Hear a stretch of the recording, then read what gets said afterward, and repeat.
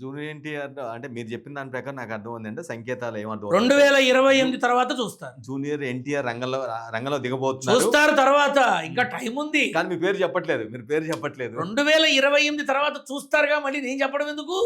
28 తర్వాత 2028 నుంచి చూస్తారు, ఖచ్చితంగా చూస్తారు.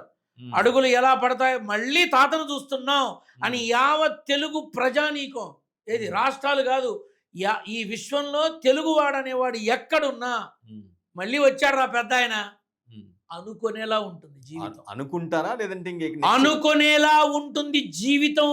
ఎక్స్ట్రీమ్ స్టెప్ కి వెళ్ళి సీఎం కూడా అవుతారా? అనుకునేలా ఉంటుంది అన్న, అందులో అన్ని ఉన్నాయిగా.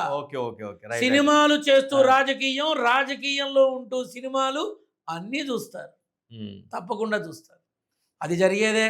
నేను కొత్తగా చెప్పి చచ్చేది ఉంది. నేను నోట్ చేసుకుంటున్నాను. ఈ రోజు రికార్డెడ్ మెసేజ్ ఉంది, నోట్ చేసుకోవడం ఎందుకయ్యా? It is recorded.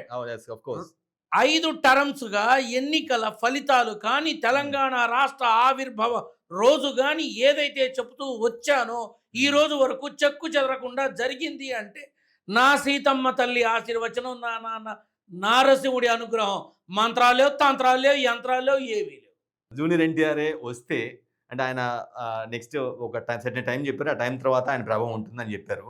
ఒకవేళ అదే నిజమై ఉంటే, అదే జరిగిపోయి ఉంటే మీరు ఎంతగానో ఇష్టపడుతున్నటువంటి వైసీపీ జగన్ ముఖ్యమంత్రి అయ్యే ఛాన్స్ లేకుండా పోతుంది. దానికి దీనికి ఏమయ్యా సంబంధం? ఇప్పుడు 2026 నవంబర్ 9 నుంచి జగన్మోహన్ రెడ్డికి అత్యంత అద్భుత రమణీయంగా ఉన్నది వాస్తవం కాదా? మీ జ్యోతిష పండితులు అడుగు. నెంబర్ 1, జూనియర్ ఎన్టీఆర్కి 2028 నుంచి రాజకీయ పరంపరమైనటువంటి ద్వితీయ అధ్యాయం మొదలవడం నిజం కాదా? వెళ్ళి ఎంక్వైరీ చేసుకోండి. ఆయనకి అట్లా ఉంది, ఈయనకి ఇట్లా. నాకేంటి నొప్పి? నరసింహుడి దర్శనం చేసుకోలేని రోజు నాడు నేను శవంతో సమానం. నా నాన్నని మర్చిపోయిన రోజు నాడు నేను శవంతో సమానం. వాళ్ళతో వీళ్ళతో నాకేం సంబంధం? నాకొద్దు నాయన.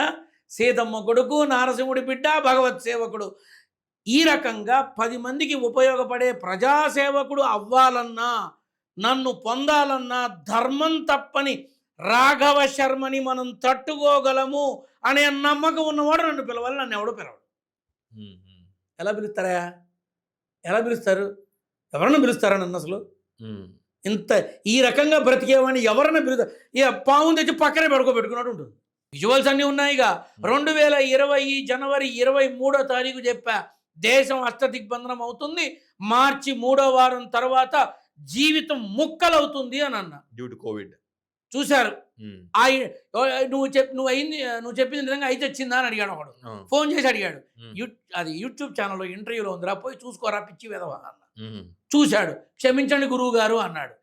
తిట్టడం ఎందుకు, మళ్ళీ క్షమాపణ అడగడం ఎందుకు? రాఘవ శర్మని కొడితే 1000 ఇంటర్వ్యూలు వచ్చి చస్తాయి. వెతుక్కోండి టైం ఉంటే. ఇక ఇప్పుడు నేను కలిసిన వాళ్ళందరి ఫోటోలు పెట్టాలని కూడా అనుకోవట్లా. ఎందుకంటే ఇది ఏఐ ఫోటో అంటాడు ఒకడు, ఇది మార్ఫింగ్ అంటాడు ఒక్కడు. ఇప్పుడు ఒక్క క్షణం, ఇప్పుడు వాడు నమ్మకపోతే నాకేమైనా నష్టమా? నమ్మితే నాకేమైనా ఎక్స్ట్రా లాభమా? ఏమీ ఉండదు. కానీ నేను పొందిన ప్రేమ, అభిమానం అవి చాలు అనుకున్నా. ఈ వెధవ పబ్లిసిటీ కోసం ఎవడయ్యా చచ్చేది ఇక్కడ?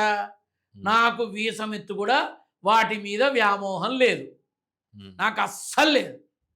2029 ఎన్నికల తర్వాత ఏపీలో ఎవరు ముఖ్యమంత్రి అవుతారో, తెలంగాణలో ఎవరు ముఖ్యమంత్రి? నోటిఫికేషన్ రిలీజ్ అయిన తర్వాత నేను గుర్తుంటే నా దగ్గరకు వస్తే అప్పుడు తెలియపరుస్తా. నోటిఫికేషన్ తర్వాత బిడ్డలు పుట్టందే జాతకం రాస్తారా? మీ జ్యోతిష్య శిఖామణులు రాస్తారా? నేను కూడా అంతే. నోటిఫికేషన్ రాకుండా నామకరణ ఉత్సవం చెయ్యను నేను.